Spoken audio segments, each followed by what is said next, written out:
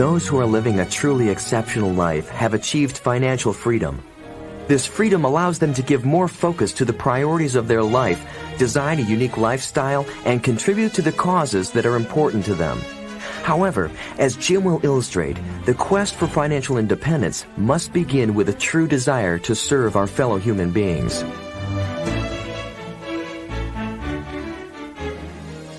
Let's now cover financial independence. At least we'll get started. Everybody has to wrestle now with their own concept of financial independence or getting rich or becoming wealthy. I know some people are a little uncomfortable with those kind of phrases, and I can understand that. You know, we've heard the phrase, which is true, to love money would certainly be evil. But money's not evil. There is some evil ways to acquire it. The difference between greed and ambition. Contrary to the movie Wall Street, greed is not good. Greed is evil and must be dealt with. Greed is evil. Greed hopes for something for nothing. Greed hopes for more than its share. Greed hopes for something at the expense of others. We call that evil. Right, we should lock them up. It's true. Make them pay the price. Greed is not good. Here's what is good. Ambition. Legitimate ambition. Legitimate ambition says, I only want something at the service of others. Not the expense of others, but at the service of others.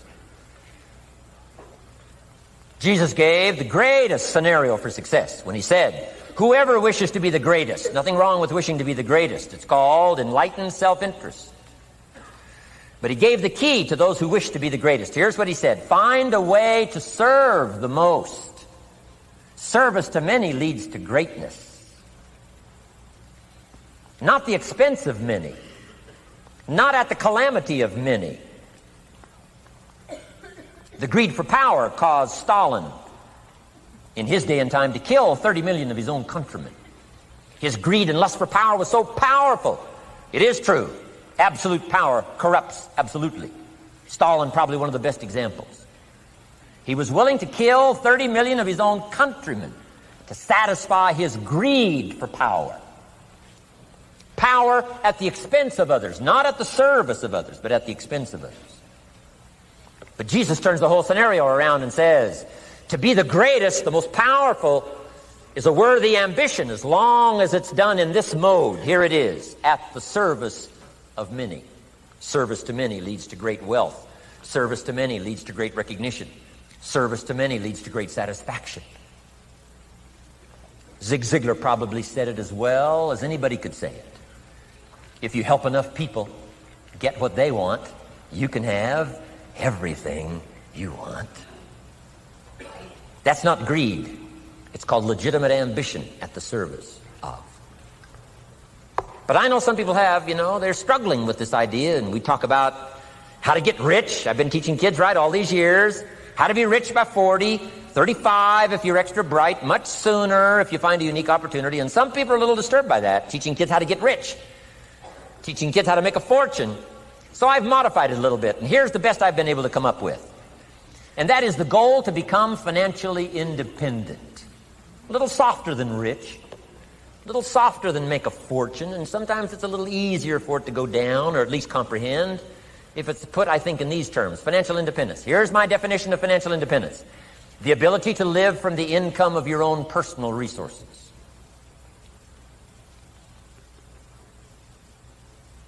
It's powerful. And I think it's a worthy goal. I think it's a worthy and legitimate ambition. To render good service, to develop skills in the marketplace, and to become so valuable that you can have the resources, and finally, have enough resources, well invested, to where you could live independent from the income of your own personal resources. Then if you do wise things with your resources and the income, all the things you'd like to do, the projects you'd like to support, things you'd like to take care of that you can't take care of now, I think it's a worthy ambition, financial independence.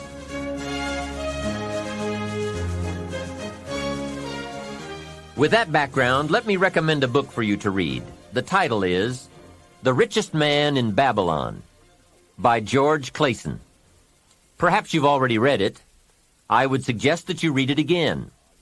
It's just a small book. You can read it in one evening. I call it the appetizer for the full discourse on the subject of financial independence. Now, let me give you the major theme of the book. The major theme is that what you do with what you have is more important than what you have. What you do with what you get is more important than what you get. What we do with what we have says so much about us. It reveals our philosophy of life, our attitude, what we know, and what we think, and the makeup of our character.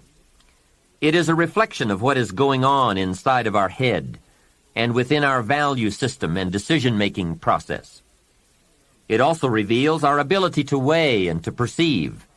The outer is always a reflection of the inner. It is an indication, a reading, a revealing. It speaks, it tells, it shows. Remember that key phrase I gave you earlier? Everything is symptomatic of something, and it is symptomatic of something right or something wrong. It is a wise policy not to ignore the symptoms, for they can be early signs of a poor choice of philosophy, or a sign that something important is being misread, misunderstood, miscalculated. So of all places, take a look here. What you are doing with your money says something about you. Now, what you're doing may be okay. All I'm suggesting is that you take a look. Let me give you some of the details of a good financial plan as suggested by Clason's book. First, a very broad but important statement. Learn to live on 70% of your net income. Net meaning the money you have left after paying your taxes. The reason it's 70 is because you're going to be doing some very special things with the 30%. So what's left, 70%, is yours to spend. Now let's talk about the all-important subject of how you allocate the 30%. I remember one day saying to Mr. Schoaf, if I had more money, I would have a better plan. He said to me, Mr. Rohn, I would suggest that if you had a better plan, you would have more money. So it's not the amount that counts, it's the plan that counts. It's not what you allocate, it's how you allocate it.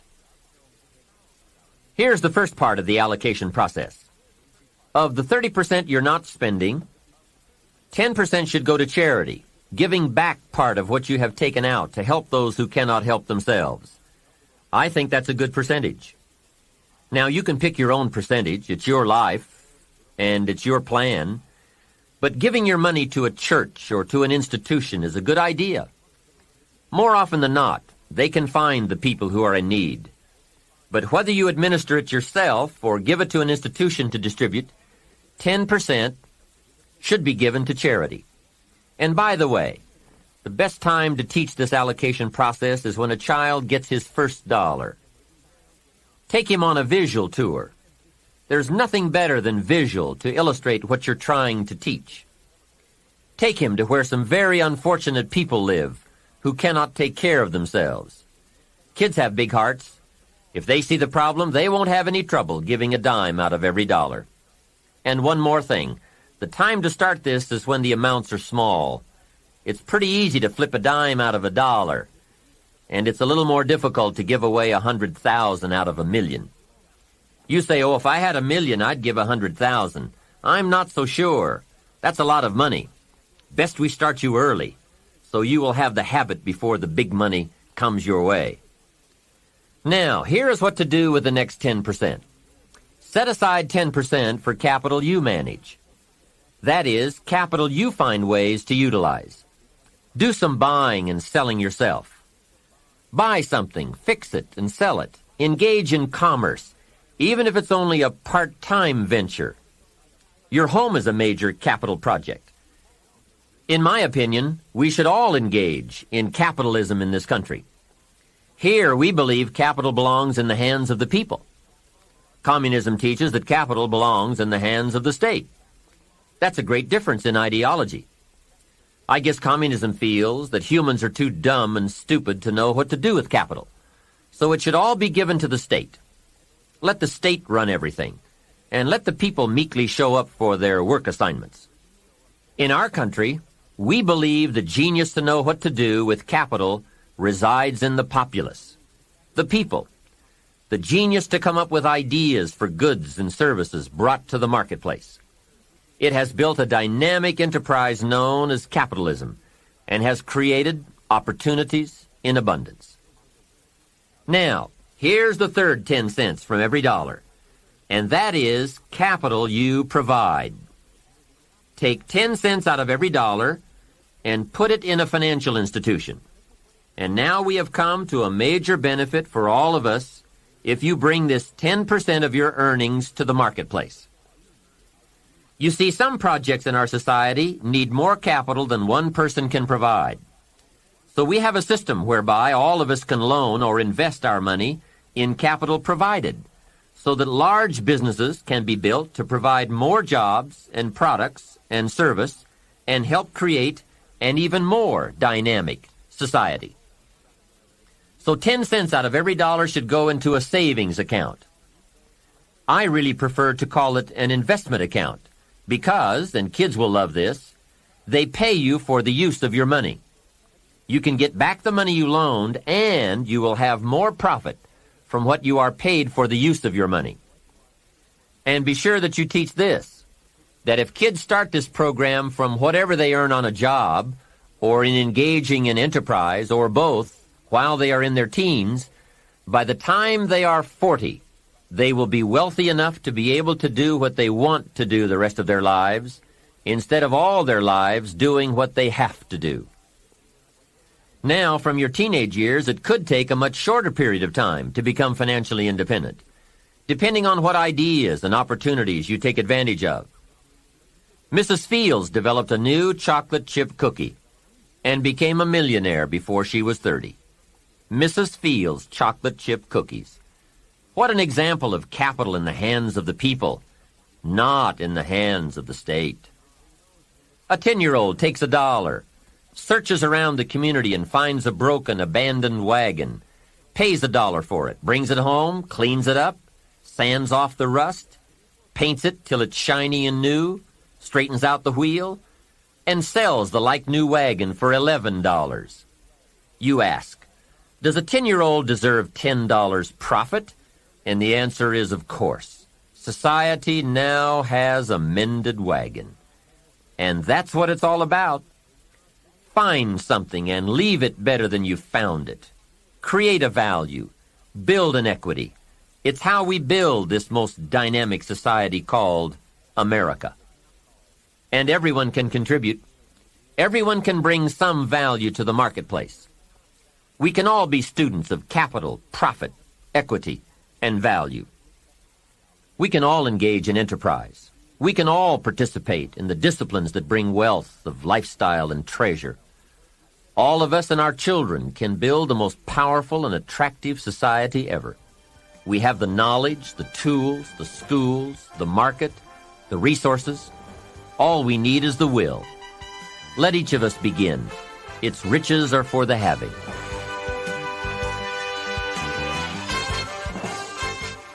Here's 2 or 3 more parts to financial independence. Number 1, keep strict accounts. This is the best of disciplines. Keep strict accounts. Did you ever hear this expression? I don't know where it all goes. Did you ever hear that? I don't know where it all goes. Oh, we'd love to have you run our company. You don't know where it all goes. Whoa. Did you ever hear this? It just gets away from me. It just gets away from me. We'd love to turn the world over you. It just gets away from you. Come on, you got to have better disciplines than that. Let that be the 90%. Let that be the scenario of the 97%, but don't let it be your scenario. Don't let it become your philosophy. Keep strict accounts. Next, a new attitude. I had to develop a new attitude as well as new concepts. Here's what I used to say. I hate to pay my taxes. Shoaff said, well, that's one way to live. I thought, well, doesn't everybody hate to pay their taxes? He said, no. No, a few of us have gotten way past that. He says, once you understand what taxes are, here's what taxes are in our governmental system in our society. Taxes is how you care and feed the goose that lays the golden eggs. Democracy and liberty and freedom. Free enterprise. Wouldn't you want to feed the goose that lays the golden eggs? Somebody says, well, the goose eats too much. That's probably true. I understand that. Of course that's true. But see, better a fat goose than no goose. And here's the truth be known. We all eat too much.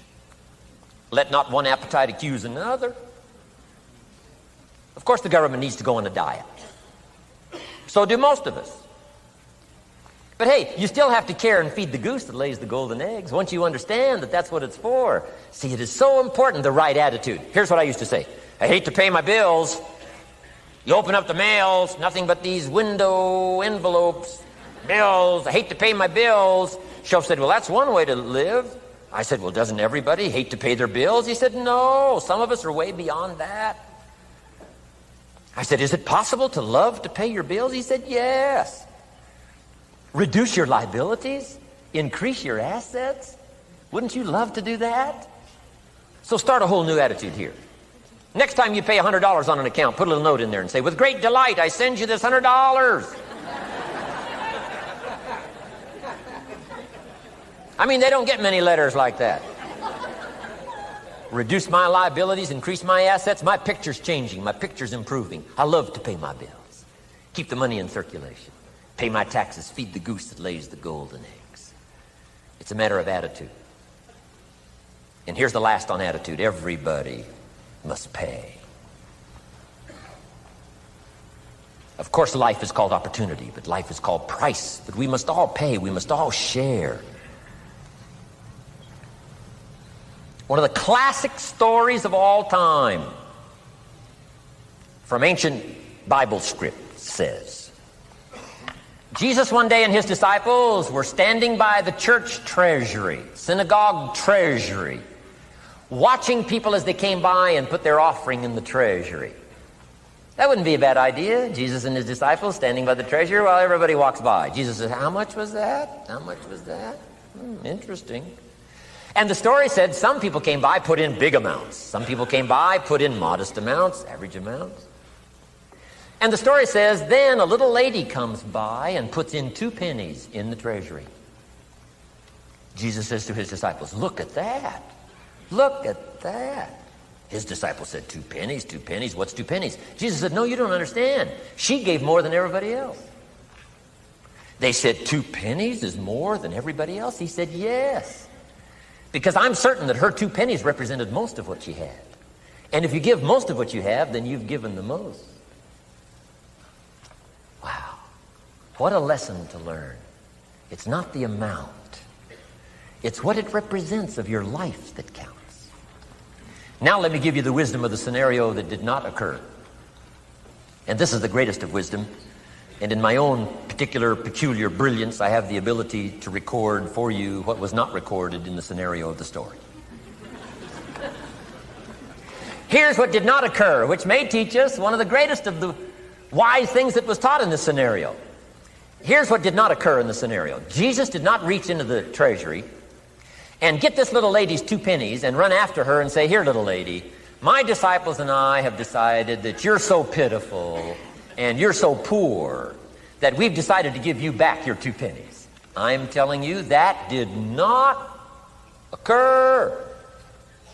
If it would have occurred, she would have been what? Insulted. She would have rightfully said, I know my 2 pennies aren't much, but it represented most of what I had. And would you insult me by not letting me contribute what I wanted to contribute, even if it's only 2 pennies?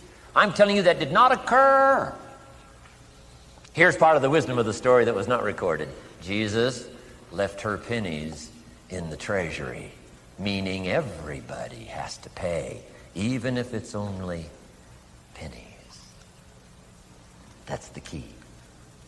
And whether you start with pennies or whether you start with dollars or whether you start with nothing, Remember, part of the scenario is to spend, of course. Part of the scenario is to invest, and part of the scenario is to show a profit, and part of the scenario is to help take care of people who can't take care of themselves. If you'll set up your own philosophy, I'm not asking you to buy my philosophy. I'm not asking you to adopt my numbers.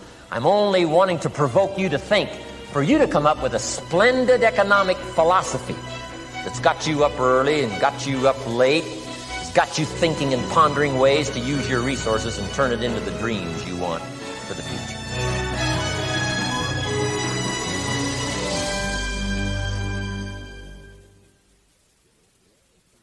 This is the end of Side 7. Please fast forward the tape to the end to cue up Side 8 for your listening.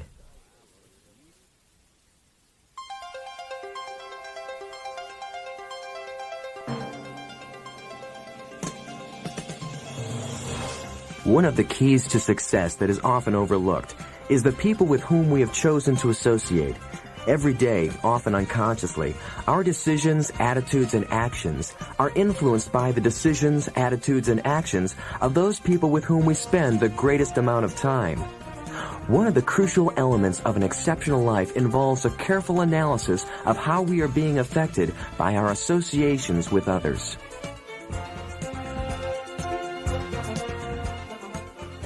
If you were to evaluate the major influences in your life that shape the person you are becoming, this has to be high on the list. The people you choose to allow into your life. Mr. Schoaf gave me a very important caution in those early days, which I would like to repeat here for you. He said, never underestimate the power of influence. What an important statement. The influence of those around us is so powerful. Many times we don't even realize we're being strongly influenced because it generally develops over an extended period of time. Peer pressure is an especially powerful form of influence because it is so subtle. If you're around people who spend all they make, chances are excellent that you'll spend all you make. If you are around people who go to more ball games than concerts, chances are excellent that you'll do the same.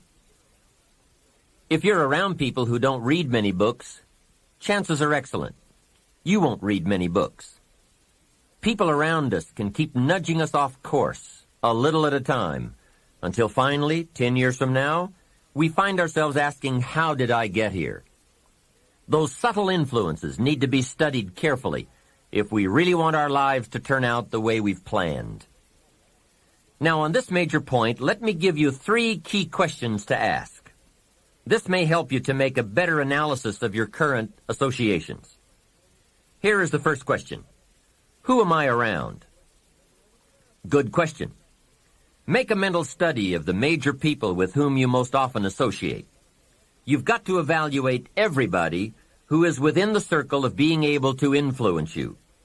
So, major question, who am I around? Next question, what are they doing to me? That's a major question to ask. What have they got me doing? What have they got me listening to? What have they got me reading? Where have they got me going? What have they got me thinking? How have they got me talking? And how have they got me feeling? What have they got me saying? You've just got to make a serious study of how others are influencing you, both negatively and positively. Now, maybe the influence of all those around you is okay, but just ask yourself. It doesn't hurt to ask. Who am I around, and what are they doing to me? Now, here's the final question. Is that okay? Maybe the people you associate with and their collective influence is okay, but then again, maybe it's not. All I'm suggesting here is that you take a close and objective look. Everything is worth a second look, especially the power of influence. Positive influence can have an incredible effect on your life, but so can negative influence.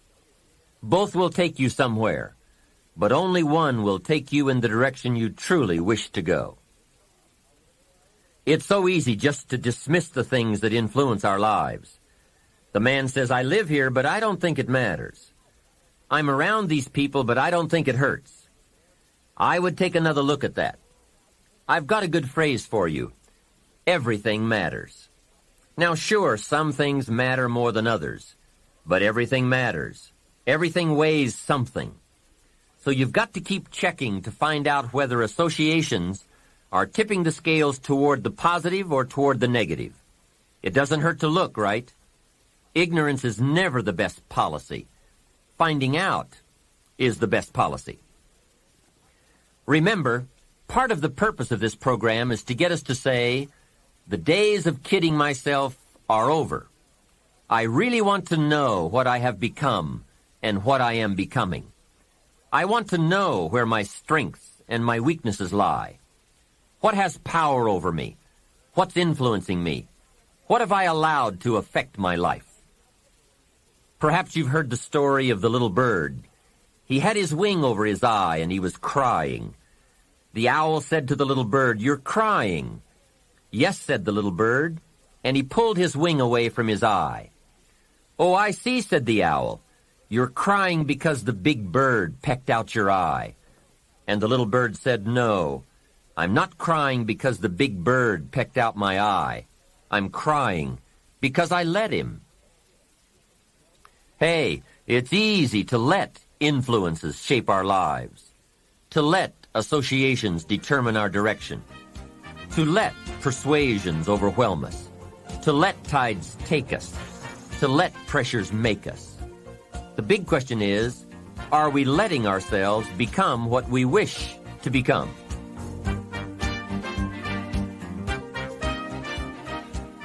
In this most important subject of association, here are some actions you may want to take. First, disassociation. You may, after a study of those 3 questions, who am I around, what are they doing to me, and is that okay, you may come to the serious conclusion that there are some people you just have to break away from. I'm not saying that it's an easy step to take, and it's not to be taken lightly. However, I am saying it may be an essential task. You may just have to make that hard choice not to let certain negative influences affect you anymore. Remember, it could be a choice that saves the quality of your life. The second action you may want to take is limited association. It could well be that you are spending too much time in a certain area of your life with a certain group of people. It's easy to put time and effort in the wrong place. The guy spends 3 hours at the ball game and 30 minutes listening to the sermon. See, that's called out of balance. 30 minutes for spirituality, 3 hours for entertainment. That doesn't weigh well 5 years from now, 10 years from now, when you take a look at the sum total of your values in your life. Here's one of the easy ways to end up with a mediocre average life: spending major time on minor things. Sophisticated people learn to weigh everything before they spend time or money. You've got to weigh before you pay. Whether you're going to spend heavy time or light time, you've just got to weigh. Otherwise, if you're not careful, you can get trapped into spending heavyweight time with lightweight people. Now, it's okay to have casual friends as long as you give them casual time, not serious time. Spend major time with major influence and minor time with minor influence. It's so easy to do just the opposite, but don't let it be said that you fell into that trap. So maybe all you need to do to change some of the influences in your life is not to eliminate them, but merely limit them. Say, I have a good time with these people, but I'm not going to spend days and days with them anymore. I'm just going to cut that down and save some of that time for more major people and more major enterprises. Remember, it's your life. You can spend your time with whomever you want and whenever you want. But you didn't invest in this program for me to kid you. Take a look at your priorities and your values. We have so little time at our disposal. Wouldn't it make sense to invest it wisely? If you have only $100 in your pocket, it's okay to spend $20 for fun and put $80 toward your important values and commitments. But would you be happy reversing those percentages? Better to put the majority of your money where you know it will get you a positive return, rather than put it where the taste is brief and the results are poor. Of course, you must be the judge. You must determine whether the situation and the people call for disassociation or limited association. But remember, if it isn't taking you where you want to be 5 years from now, 10 years from now, now is the time to fix it. The third process is the one I most strongly suggest you begin, and that is called expanded association. That is, spending more time with the right people, people of substance and culture, people who understand philosophy and discipline, people of accomplishment and character. Many years ago, Mr. Schoaf said to me, "Mr. Rohn, if you truly wish to be successful, you've got to get around the right people." Then he said, "It looks like in your present circumstances you're going to have to plot and scheme." And that was true. I had to plot and scheme to get around the right people. On some of those early opportunities I had to be around successful people, I would park my car a couple of blocks away. I knew that if they saw my car, I'd never get in. On more than one occasion, I got the question, "How did you get here?" To which I would respond, "Oh, someone dropped me off." And that was me dropping me off a couple of blocks away. Whatever you have to do, do it. Keep asking the question, who can I get around? Who could I spend some time with who would have a positive influence on my life? I played every trick in the book I could think of to get around the right people, but it was worth it. Now here's the surprise. It is possible for a modest investment to get around major people. If you had a chance to sit down for an hour or two with a wealthy person, and all that you had to do was to pick up the lunch tab, wouldn't that be a bargain? That person might drop an idea on you that could change your life. For a lunch tab. And that's where we need to go to get our success plan, from successful people. Don't pick up your plan, especially your financial plan, from unsuccessful people. Here is something else exciting. It's possible for people of modest means to start a wealth plan. You don't have to be wealthy to have a wealth plan. You don't even have to be healthy to start a health plan. All you have to be is smart. Smart enough to say, "Hey, I've got the wrong plan, and I'm going to get around someone who has a better plan and make it my plan." So, find some successful people to help you fill out your success plan. Find somebody healthy to get your better health plan going. Find somebody living a unique lifestyle to develop your lifestyle plan.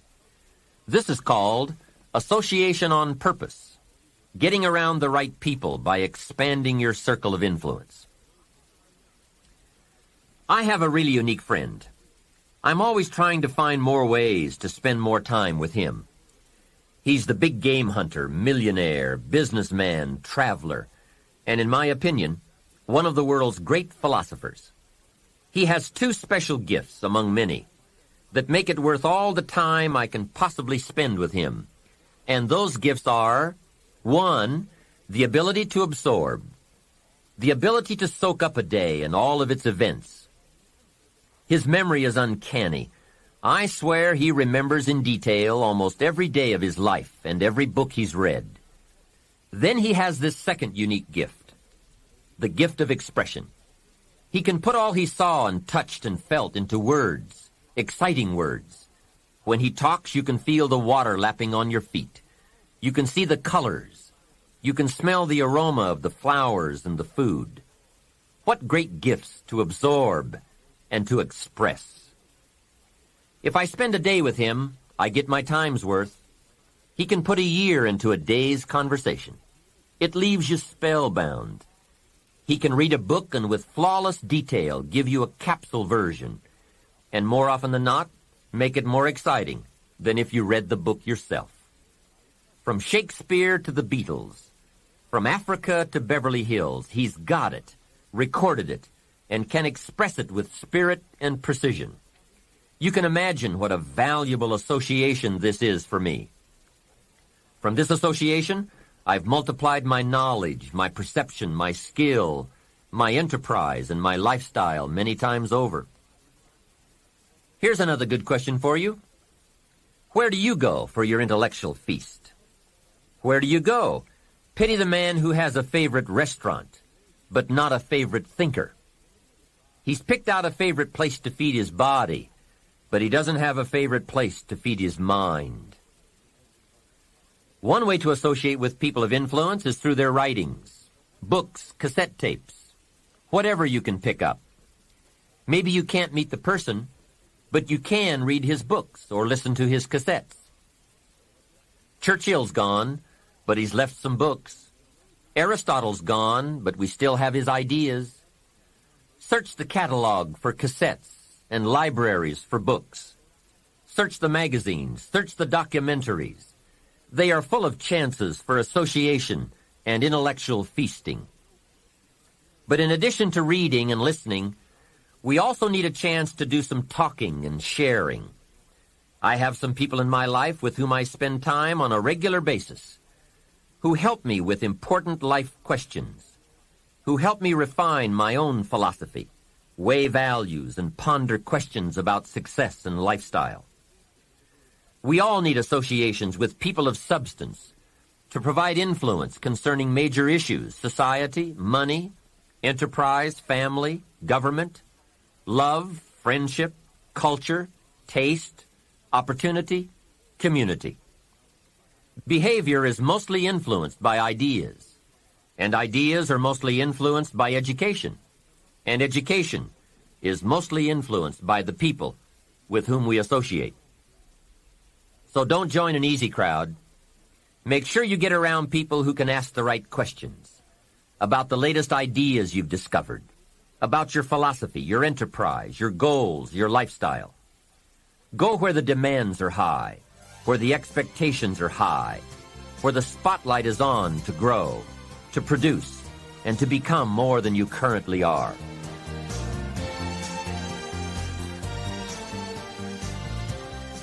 One of the great good fortunes of my life was being around Mr. Schoaf those 5 years.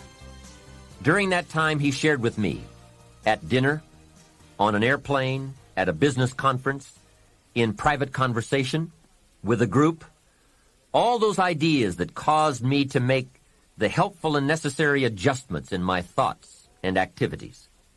And those daily changes, some so very slight, so very important, added up to such weighty sums in 1 year, 3 years, and 5 years.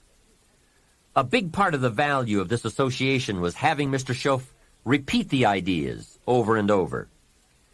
You just can't hear basics, fundamentals, major pieces of the philosophy of life too often. Another part was Mr. Schoaf's unique ability to check and measure my progress. That is so important.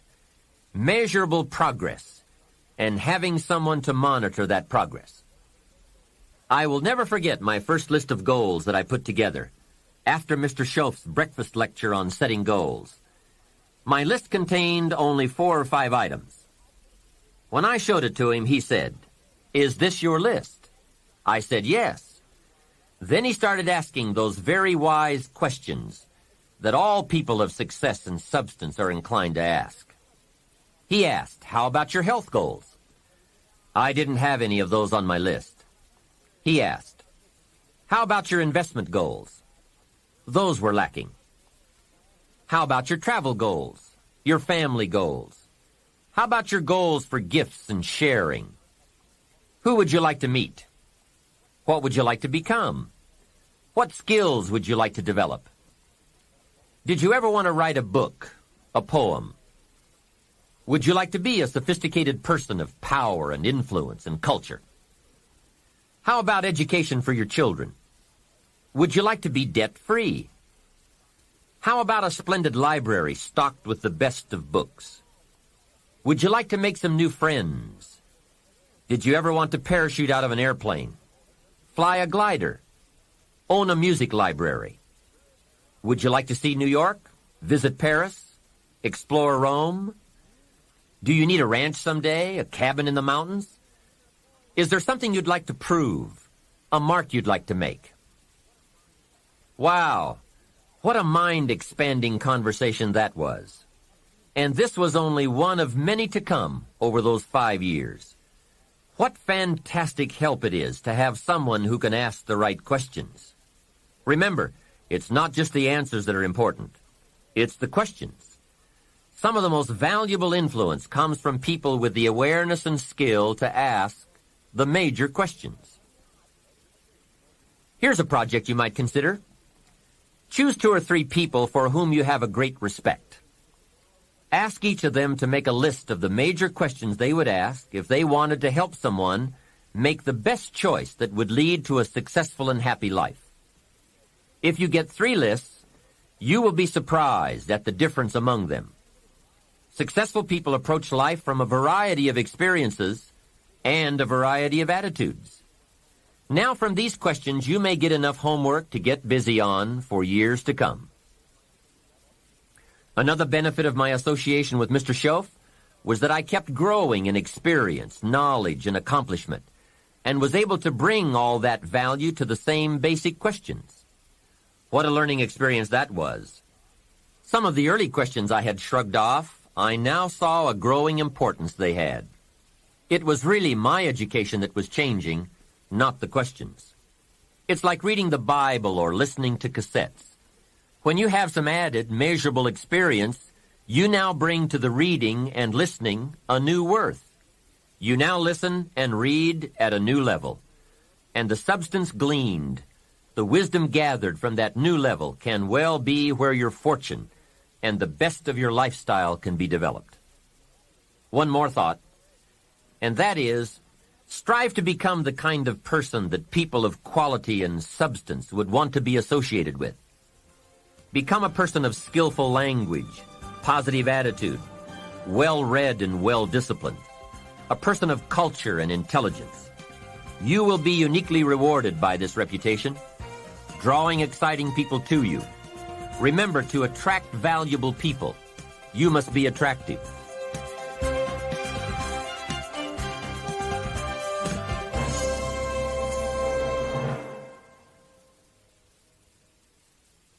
This is the end of Side 8. Side 7 is already queued up for your next listening.